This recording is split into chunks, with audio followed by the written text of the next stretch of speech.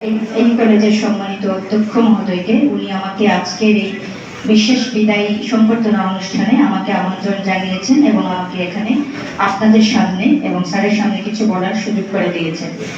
আমি প্রথমেই একটু বলতে যাচ্ছি, একটা মেয়ে যে বলে গেল test test test, pre test or class test, college life is the best.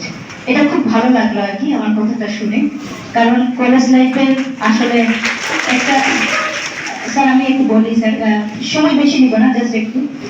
এরা উপজেলা লেভেলের যে পর্যায় থেকে এরা আজকে বিদায় নিচ্ছে, তোমরা যারা বিদায় নিচ্ছ, আমি এক সময় এখান থেকে এইচএসসি পরীক্ষা দিয়ে বিদায় নিয়েছিলাম।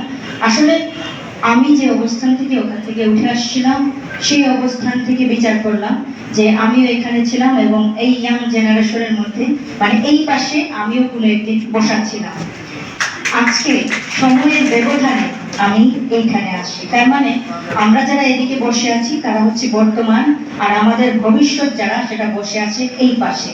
তাহলে আমাদের ভবিষ্যৎ যত ভালোভাবে গড়ে উঠবে, আমার যে বাংলাদেশ সেটা আরো সুন্দরভাবে গড়ে উঠবে।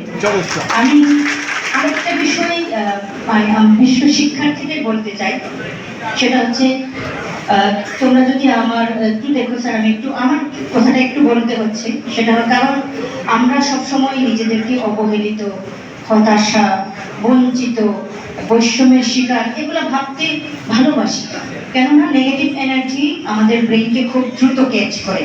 কিন্তু কখনো নিজেকে এসব ভাবা যাবে না। যদি আমি নিজেকে অবহেলিত ভাবি, বঞ্চিত ভাবি, মনে করি যে বৈষম্যের শিকার, এই চিন্তা আমাকে আর সামনে এগোতে দেবে না।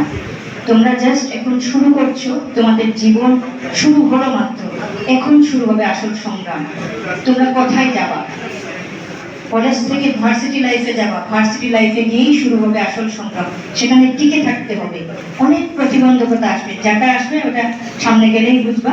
কিন্তু সেই প্রতিবন্ধকতায় টিকে থাকতে পারলেই একজন মানুষ মানুষের মতো গড়ে ওঠে এবং সমাজে নিজের একটা অবস্থান তুলে ধরে। সে কারণে বললাম, যখন আমি সবসময় এটা বলি যে ইন্টারের পর আমার পড়াশোনা বন্ধ হয়ে যাচ্ছিল, অথচ সেই আমি আজকে আপনাদের ইয়লো হিসেবে কাজ করছি। তার মানে আল্লাহ বা ঈশ্বর চাইলে অনেক কিছুই সম্ভব। শুধু আমাদের হাতে যেটা আছে সেটা হচ্ছে চেষ্টা।